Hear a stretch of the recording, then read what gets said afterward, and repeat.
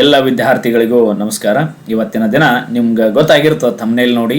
ಈ ವಿಡಿಯೋದ ಮೂಲ ಉದ್ದೇಶ ಏನು ಅಂತೇಳಿ ಅಂದಾಗ, ರಾಜ್ಯಶಾಸ್ತ್ರ ವಿಷಯದಲ್ಲಿ ಬರುವಂತಹ ಕೆಲವೊಂದಿಷ್ಟು ವಿಶೇಷ ಅಂಶಗಳನ್ನು ನಾವೇನು ಮಾಡ್ತೀವಿ ಅಂದ್ರೆ ಡಿಸ್ಕಷನ್ ಮಾಡೋಣ ಈ ವಿಡಿಯೋದಲ್ಲಿ.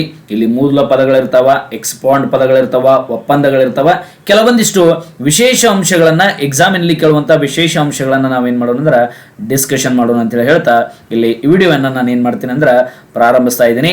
ಸೊ ನಿಮ್ಗೆ ಎಕ್ಸಾಮಿನಲ್ಲಿ ಪ್ರಶ್ನೆ ಕೇಳುವಂಥ ಸಾಧ್ಯತೆ ಇರ್ತದೆ. ಚುನಾವಣೆಯ ಮೂಲ ಪದ ಏನು ಅಂತೇಳಿ ಅಂದಾಗ ಎಲಿಗೇರ್ ಅಂತೇಳಿ ನಾವು ನೋಡ್ತೀವಿ. ಆಡಳಿತದ ಮೂಲ ಪದ ಅಂತೇಳಿ ಅಂದಾಗ ಆಡ್ ಮತ್ತು ಮಿನಿಸ್ಟರ್ ಅನ್ನುವಂಥದ್ದಾಗ್ತದೆ. ಭ್ರಷ್ಟಾಚಾರದ ಮೂಲ ಪದ ಅಂತೇಳಿ ಅಂದಾಗ ರಂಪಿಯರ್ ಅಂತೇಳಿ ಆಗ್ತದೆ. ಭಯೋತ್ಪಾದನೆಯ ಮೂಲ ಪದ ಅಂತೇಳಿ ಅಂದಾಗ ಟೆರರ್ ಅಂತೇಳಿ ನಾವು ನೋಡ್ತೀವಿ.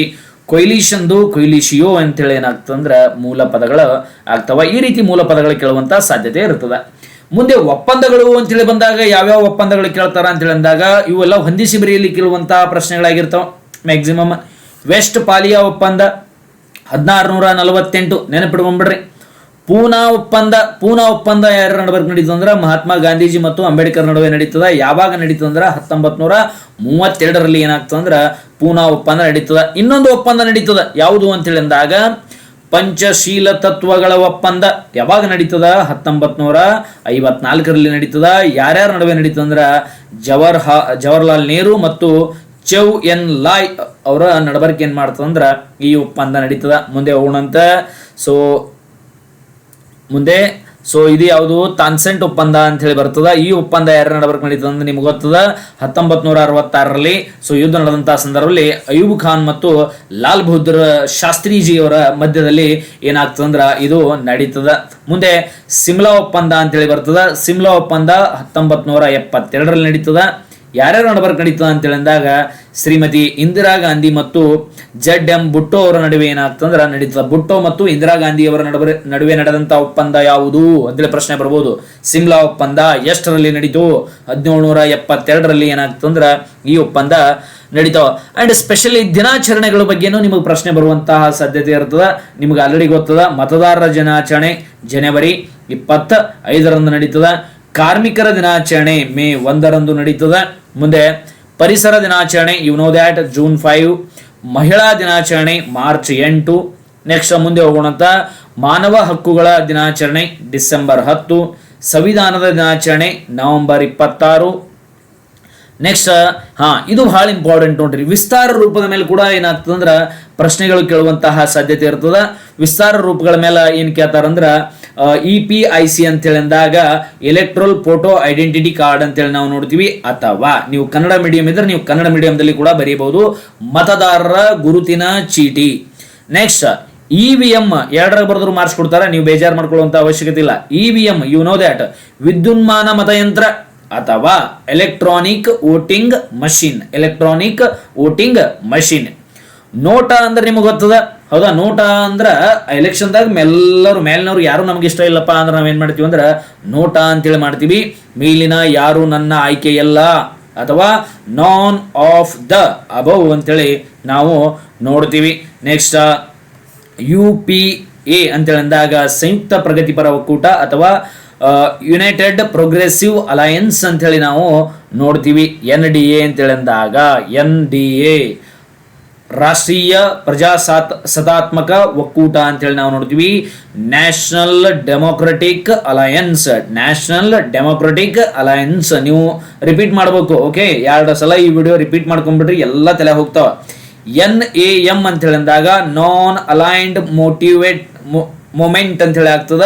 ಹಂಗಾಗಿ ಅದನ್ನು ನಾವು ಅಲಿಪ್ತ ನೀತಿ ಅಂತೇಳಿ ಕರಿತೀವಿ, ಹೌದಾ? ನೆಕ್ಸ್ಟ್ ನಾವು ಮುಂದೆ ಹೋಗೋಣ್ರಿ. WTO ವರ್ಲ್ಡ್ ಟ್ರೇಡ್ ಆರ್ಗನೈಜೇಷನ್, ಈ ಸಂಸ್ಥೆಯ ಬಗ್ಗೆ ನಮಗೆ ಡೀಟೇಲ್ ಆಗಿ ಕೇಳುವಂತ ಕೂಡ ಸಾಧ್ಯತೆ ಇರ್ತದೆ. ಅಂತಾರಾಷ್ಟ್ರೀಯ ವ್ಯಾಪಾರ ಸಂಘ ಅಂತೇಳಿ ನಾವು ನೋಡ್ತೀವಿ. ನೆಕ್ಸ್ಟ್ ಸಾರ್ಕ್ ಅಂತೇಳಿ ಅಂದಾಗ ದಕ್ಷಿಣ ಏಷ್ಯಾ ಪ್ರಾದೇಶಿಕ ಸಹಕಾರ ಸಂಘ ಅಂತೇಳಿ ನಾವು ನೋಡ್ತೀವಿ. ದಕ್ಷಿಣ ಏಷ್ಯಾ ಪ್ರಾದೇಶಿಕ ಸಹಕಾರ ಸಂಘ ಅಂತೇಳಿ ನಾವು ನೋಡ್ತೀವಿ. ಇಂಗ್ಲಿಷ್ನಾಗ South Asian Association for Regional Cooperation ಅಂತೇಳಿ ನಾವು ನೋಡ್ತೀವಿ. ರೀಜನಲ್ ಕೋಆಪರೇಷನ್, ಪ್ರಾದೇಶಿಕ ಅಂದ್ರೂ ಒಂದೇ, ರೀಜನಲ್ ಅಂದ್ರೂ ಒಂದೇ, ರೀಜನಲ್ ಕೋಆಪರೇಷನ್ ಅಂತೇಳಿ ನಾವು ನೋಡ್ತೀವಿ. ನೆಕ್ಸ್ಟ್ ಏಸಿಯಾನ್ ಅಂತೇಳಿ ಅಂದಾಗ ಇವೆಲ್ಲ ಕಾಂಪಿಟೇಟಿವ್ ಎಕ್ಸಾಮ್ಗೂ ಕೇಳುವಂತಹ ಸಾಧ್ಯತೆ ಇರ್ತದೆ, ನಿಮ್ಮ PU ಎಕ್ಸಾಮ್ಗೂ ಕೇಳ್ತಾರೆ. ಏಸಿಯಾನ್ ಅಂತ ಹೇಳಿದಾಗ association of south East Asian nation ಅಂತೇಳಿ ನಾವು ನೋಡ್ತೀವಿ. ಆಗ್ನೇಯ ಏಷ್ಯಾ ರಾಷ್ಟ್ರಗಳ ಸಂಘ ಅಂತೇಳಿ ನಾವು ನೋಡ್ತೀವಿ.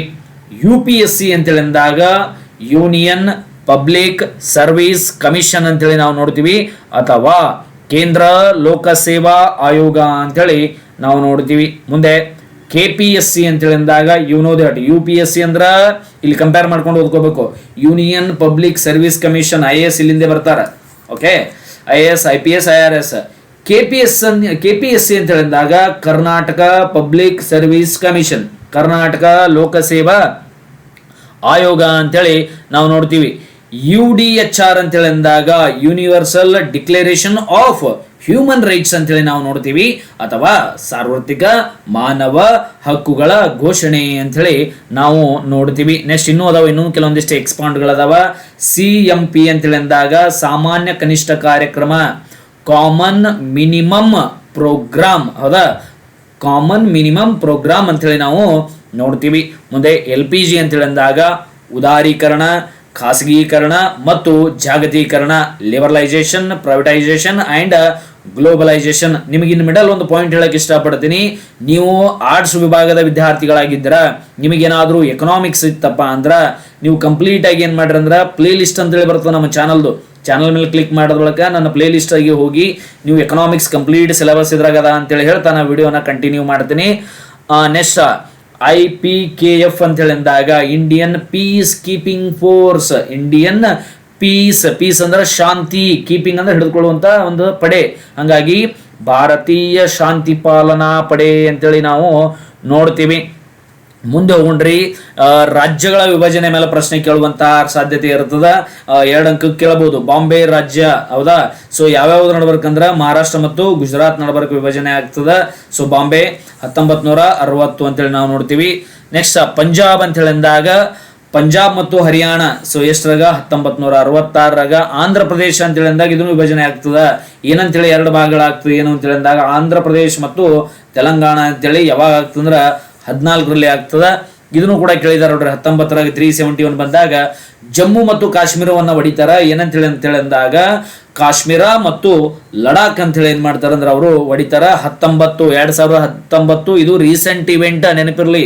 ಇವನ್ ಆಂಧ್ರ ಪ್ರದೇಶ ಮತ್ತು ತೆಲಂಗಾಣ ಆಲ್ಸೋ ರೀಸೆಂಟ್ ಇವೆಂಟ್ ಆಗ್ತದ ಅಂತೇಳಿ ನಾವು ನೋಡ್ತೀವಿ. ನೆಕ್ಸ್ಟ್ ಇನ್ನು ಮುಂದೆ ಜಾಸ್ತಿ ಇದರ ಬಗ್ಗೆ ನಾವು ಡಿಸ್ಕಷನ್ ಮಾಡೋಣ. ಪ್ರಮುಖ ಕಾಯ್ದೆಗಳು ಅಂತೇಳಿ ಬರ್ತಾವ.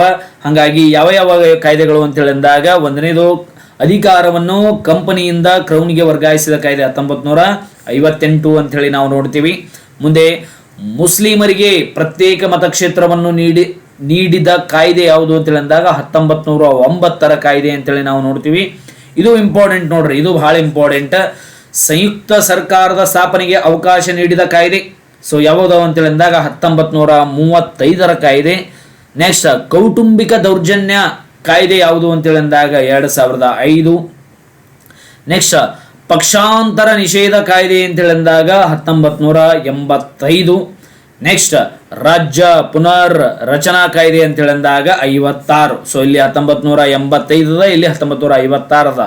ವರದಕ್ಷಿಣೆ ನಿಷೇಧ ಕಾಯ್ದೆ, ಹೌದಾ, 1961 ಅಂತೇಳಿ ನಾವು ನೋಡ್ತೀವಿ.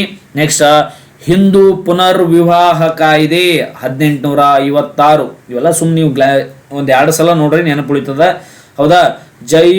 ಜೈವಿಕ ವೈವಿಧ್ಯ ಕಾಯ್ದೆ ಅಂತ ಹೇಳಿದಾಗ 2002 ಅಂತೇಳಿ ನಾವು ನೋಡ್ತೀವಿ. ಹೀಗೆ ಸಮ ಬಿರುದುಗಳನ್ನು ಕೂಡ ನಾವು ನೋಡೋಣ. ಈ ವಿಡಿಯೋ ಬಹಳ ಇನ್ಫಾರ್ಮೇಟಿವ್. ನೀವು ಕಂಪ್ಲೀಟ್ ಆಗಿ ಒಂದು 2 ರಿಂದ 3 ಸಲ ನೀವು ಏನು ಮಾಡ್ರಿ, ರಿಪೀಟ್ ಮಾಡ್ಕೊಡ್ರಿ, ನಿಮ್ಮ ತಲೆಯಾಗ ಉಳಿತದ ಅಂತೇಳಿ ಹೇಳ್ತಾ ನಾ ಮುಂದೆ ಹೋಗ್ತೀನಿ. ಉಕ್ಕಿನ ಮನುಷ್ಯ ಯಾರು ಅಂತೇಳಿ ಅಂದಾಗ ಸರ್ದಾರ್ ವಲ್ಲಭಾಯಿ ಪಟೇಲ್ ಅವರು ಯಾವ ರೀತಿ ರಾಜ್ಯಗಳನ್ನ ಏನ್ ಮಾಡ್ತಾರಂದ್ರ ಇದನ್ನ ಮಾಡ್ತಾರೆ ನಿಮ್ಗೆ ಗೊತ್ತದ, ಏಕೀಕರಣ ಮಾಡ್ತಾರೆ ಅಂತೇಳಿ.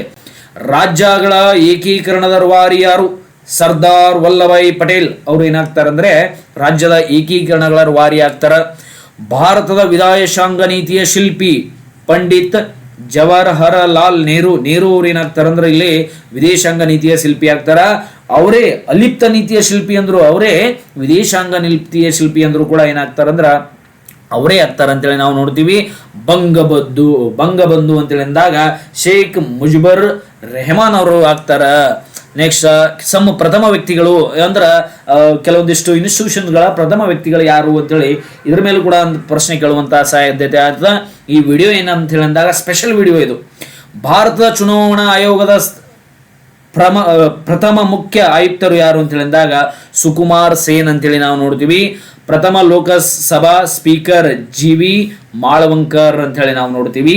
ಭಾರತದ ಪ್ರಥಮ ಮಹಿಳಾ ಶಿಕ್ಷಕಿ ಅಂತ ಹೇಳಿದಾಗ ಸಾವಿತ್ರಿಬಾ ಫುಲೆ ಅವರು ಜ್ಯೋತಿಬಾ ಫುಲೆ ಅವರ ಧರ್ಮಪತ್ನಿಯಾಗಿರ್ತಾರೆ. ನಾಸಿಕ್ ಕಲಾರಾಮ್ ದೇವಸ್ಥಾನವನ್ನು ಮೊದಲು ಪ್ರವೇಶಿಸಿದ ದಲಿತ ನಾಯಕ ಡಾಕ್ಟರ್ ಬಿ.ಆರ್. ಅಂಬೇಡ್ಕರ್ ಅವರು. ಹೌದಾ, ಮುಂದೆ ಹೋಗೋಣಂತ. ಭಾರತದ ಪ್ರಥಮ ಕಾನೂನು ಸಚಿವರು ಯಾರು ಅಂತ ಹೇಳಿದಾಗ ಡಾಕ್ಟರ್ ಬಿ.ಆರ್. ಅಂಬೇಡ್ಕರ್. ನಮ್ಮ ರಾಜ್ಯಶಾಸ್ತ್ರ ಅಂದ್ರೆ ಅಂಬೇಡ್ಕರ್ ಅವರು. ಬಹಳ ಪ್ರಮುಖವಾಗಿ ನಾವು ಅಂಬೇಡ್ಕರ್ ಅವ್ರ ಬಗ್ಗೆ ಸ್ಟಡಿ ಮಾಡಬೇಕಾಗ್ತದ.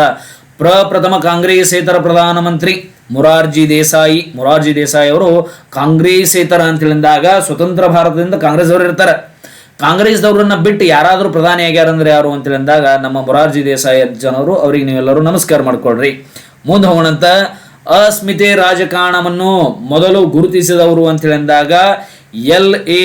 ಕಾಪ್ಮನ್ ಅನ್ನೋರು ಏನ್ ಮಾಡ್ತಾರೆ ಅಂದ್ರೆ ಗುರುತಿಸ್ತಾರ. ನೆಕ್ಸ್ಟ್ 8ನೇದು, ಅಂತಾರಾಷ್ಟ್ರೀಯ ಎಂಬ ಪದದ ಬಳಕೆ ಪ್ರಥಮವಾಗಿ ಯಾರು ಮಾಡ್ತಾರ ಅಂತ ಹೇಳಿದಾಗ ಜರ್ಮಿ ಬೆಂಥಾಮ್ ಅವ್ರು ಏನ್ ಮಾಡ್ತಾರ ಅಂತ ಹೇಳಿ ನಾವು ನೋಡ್ತೀವಿ. ಇನ್ನೂ ವಿಡಿಯೋ ಆಲ್ರೆಡಿ ದೊಡ್ಡದಾಗ್ಯದ, ಬಟ್ ದೊಡ್ಡದಾಗ್ಲಿ ಏನು ಸಮಸ್ಯೆ ಇಲ್ಲ. ನಾವು ಇನ್ನೂ ಡೀಟೇಲ್ ಆಗಿ ಹೋಗೋಣ ಅಂತೇಳಿ ಹೇಳ್ತಾ ಇದನ್ನು ಕೂಡ ನಾನು ಏನು ಮಾಡ್ತೀನಿ ಅಂದ್ರೆ ಈ ವಿಡಿಯೋದಲ್ಲಿ ಕಂಟಿನ್ಯೂ ಮಾಡ್ಲಿಕ್ಕೆ ಬಯಸ್ತೀನಿ. ಸ್ಥಾಪನೆ, ಹೌದಾ, ಯಾವ ವರ್ಷ ಸ್ಥಾಪನೆ ಆಗ್ಯದ, ಇದ್ರದ್ದೇನು ಅಲಯನ್ಸ್ ಏನಪ್ಪಾ ಅಂದ್ರೆ ಸದಸ್ಯ ರಾಷ್ಟ್ರಗಳು. 1ನೇದು ಸಾರ್ಕ್. ಎಕ್ಸ್ಪೌಂಡ್ ಕೇಳಬಹುದು ಅಥವಾ ಇದ್ರ ಬಗ್ಗೆ ಕೇಳಬಹುದು. ಸ್ಥಾಪನೆ 1985 ಆಗ್ತದ. ಸದಸ್ಯ ರಾಷ್ಟ್ರಗಳು ಇವೆಲ್ಲವೂ ಆಗ್ತಾವ. ನೀವು ಸ್ಕ್ರೀನ್ ಶಾಟ್ ತಗೋಬಹುದು. ಇಲ್ಲಿಕಂದ್ರೆ ನಾ ಡಿಸ್ಕ್ರಿಪ್ಷನ್ನಾಗ ಟೆಲಿಗ್ರಾಮ್ ಚಾನಲ್ ಕೊಡ್ತೀನಿ, ಅಲ್ಲಿ ಕೊಟ್ಟಿರ್ತೀನಿ, ಅಲ್ಲಿ ನೀವು ನೋಡ್ಕೊಡ್ರಿ ಕ್ಲಿಯರ್ ಆಗಿ. ಇದ್ರ ಮೇಲೆ ಪ್ರಶ್ನೆ ಬೀಳ್ಬೋದು. ಬ್ರಿಕ್ಸ್ 2006 ಇವೆಲ್ಲ ಸದಸ್ಯ ರಾಷ್ಟ್ರಗಳಾಗ್ತಾವ. ಮುಂದೆ ಆಸಿಯಾನ್ 8 ಆಗಸ್ಟ್ 1967. ನೆಕ್ಸ್ಟ್ ವಿಶ್ವಸಂಸ್ಥೆ 1945. ಹೌದಾ, ಈ ರೀತಿ ಆಗ್ತದ. ನೆಕ್ಸ್ಟ್ ಮುಂದೆ ಹೋಗೋಣಂತ್ರಿ. ಕೆಲವೊಂದಿಷ್ಟು ಸ್ಥಳಗಳು, ಇದು ಬಹಳ ಇಂಪಾರ್ಟೆಂಟ್ ನೋಡ್ರಿ, ಸ್ಥಳಗಳು. ಸೊ ಇಲ್ಲಿ ಲಾಲ್ ಬಹದ್ದೂರ್ ಶಾಸ್ತ್ರಿ ಅಕಾಡೆಮಿ ಎಲ್ಲದ, ಮಸೂರಿ ಒಳಗದ. ಸರ್ದಾರ್ ವಲ್ಲಭಾಯಿ ಪಟೇಲ್ ಅಕಾಡೆಮಿ ಎಲ್ಲದ, ಹೈದರಾಬಾದದ. ವಿಶ್ವಸಂಸ್ಥೆಯ ಪ್ರಧಾನ ಕಚೇರಿ ನ್ಯೂಯಾರ್ಕ್ ನಲ್ಲಿ ಅದ. ಅಂತಾರಾಷ್ಟ್ರೀಯ ನ್ಯಾಯಾಲಯ ಹೇಗ್ ನಲ್ಲಿ ಅದ. ಇದನ್ನು ಕೂಡ ಪ್ರಶ್ನೆ ಕೇಳಬಹುದು. ಸಾಲುಮರದ ತಿಮ್ಮಕ್ಕ ರಾಮನಗರ ಜಿಲ್ಲೆಯವರು. ಸಾರ್ಕ್ನ ಪ್ರಧಾನ ಸಚಿವಾಲಯ ಕಠ್ಮಂಡುವಿನಲ್ಲಿ ಏನದಂದ್ರೆ ಸಾರ್ಕ್ನ ಪ್ರಧಾನ ಇದು ಅದ. ಆಯೋಗಗಳ ರಚನೆ ಯಾವ್ಯಾವ ಆಯೋಗಗಳ ರಚನೆ ಮಾಡ್ರೆ ಈ ವಿಡಿಯೋ ಕಂಪ್ಲೀಟ್ ಇನ್ಫಾರ್ಮೇಟಿವ್ ಮಾಡ್ಬೇಕಂತ ನಾನು ಹೊಂಟಿದ್ದೀನಿ. ಸೊ ಮುಂದಿನ ವಿಡಿಯೋದಲ್ಲಿ ನಾನು ಏನ್ ಮಾಡ್ತೀನಿ ಅಂದ್ರೆ ನಿಮಗೆ 1 ಅಂಕದ ಪ್ರಶ್ನೆಗಳನ್ನ ಡಿಸ್ಕಷನ್ ಮಾಡ್ತೀನಿ. ಕಂಪ್ಲೀಟ್ ಎಲ್ಲ ಸಿಲೆಬಸ್ ಮೇಲೆ ಇನ್ನೊಂದು 2 ಅಂಕದ ಮಾಡ್ತೀನಿ. ಕೊನೆಯಲ್ಲಿ ಒಂದು ಇಂಪಾರ್ಟೆಂಟ್ ವಿಡಿಯೋಸ್ ಮಾಡಿಬಿಡ್ತೀನಿ. ಒಟ್ಟ 4 ವಿಡಿಯೋ ಮಾಡ್ತೀನಿ ನಾನು ರಾಜ್ಯಶಾಸ್ತ್ರದ ಮೇಲೆ. ಮುಂದೆ ಹೋಗೋಣಂತ. ಆಯೋಗಗಳ ರಚನೆ 1953 ಯಾವುದು? ರಾಜ್ಯಗಳ ಪುನರ್ರಚನಾ ಆಯೋಗ. ಸೈಮನ್ ಆಯೋಗ 1927.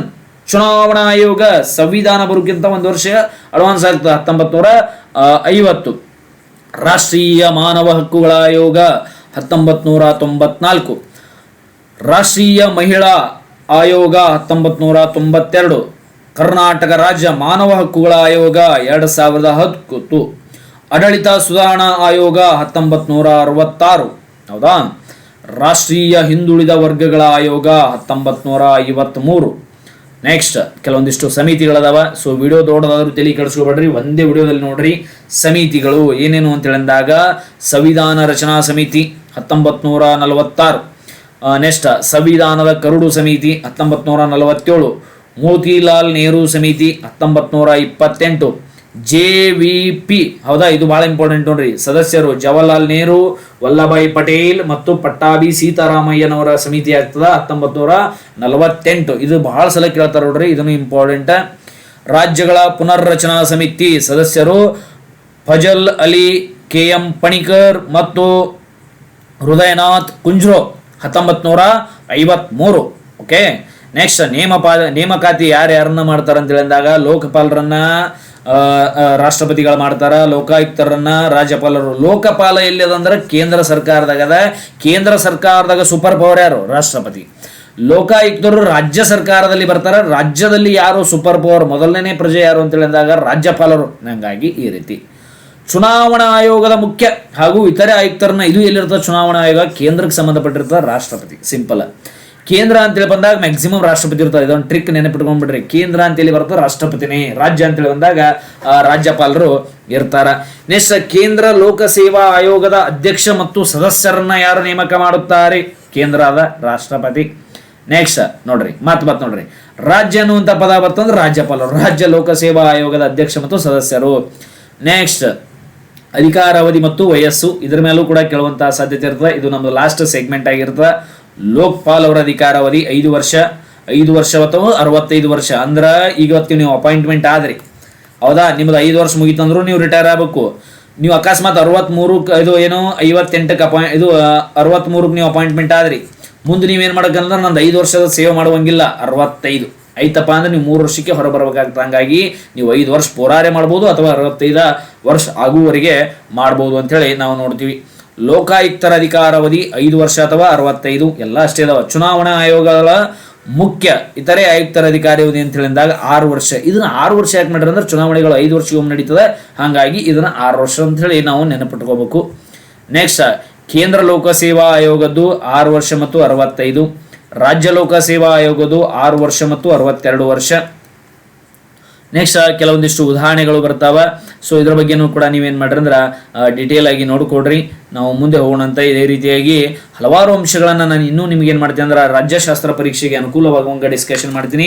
ನನ್ನ 2ನೇ ವಿಡಿಯೋ ಎದ್ರ ಮೇಲೆ ಆಗಿರ್ತದ ಅಂತೇಳಿ ಅಂದಾಗ ನನ್ನ 2ನೇ ವಿಡಿಯೋ 1 ಅಂಕದ ಪ್ರಶ್ನೆಗಳ ಮೇಲೆ ಆಗಿರ್ತದೆ. ಕಂಪ್ಲೀಟ್ 1 ಅಂಕದ ಪ್ರಶ್ನೆಗಳನ್ನ ನಾನು ಡಿಸ್ಕಷನ್ ಮಾಡ್ತೀನಿ ಮುಂದಿನ ವಿಡಿಯೋದಲ್ಲಿ ಅಂತೇಳಿ ಹೇಳ್ತಾ ಈ ವಿಡಿಯೋನ ಇಲ್ಲಿಗೆ ಮುಗಿಸ್ತಾ ಇದ್ದೀನಿ. ಇಲ್ಲಿವರೆಗೂ ನಮ್ಮ ಚಾನಲ್ ಯಾರು ಸಬ್ಸ್ಕ್ರೈಬ್ ಮಾಡ್ಕೊಂಡಿಲ್ಲಲ್ಲ, ಮೊದಲ ಸಬ್ಸ್ಕ್ರೈಬ್ ಮಾಡ್ಕೊಡ್ರಿ.